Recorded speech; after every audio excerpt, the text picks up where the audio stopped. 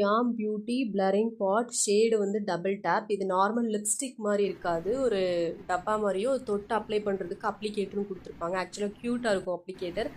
எனக்கு இது வந்து கையில் தான் வந்து அப்ளை பண்ண கம்ஃபர்டபுளாக இருக்கிறதுனால நான் வந்து கையில் தான் அப்ளை பண்ணிகிட்ருக்கேன்.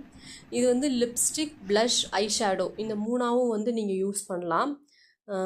பிகினராக இருக்கீங்க மேக்கப்பில் அப்படின்னா கண்டிப்பாக உங்களுக்கு இது யூஸ்ஃபுல்லாக இருக்கும். கொஞ்சம் எக்ஸ்பென்சிவ், 719 சம்திங் வரும். பட் ஆனால் வர்த் த மணி.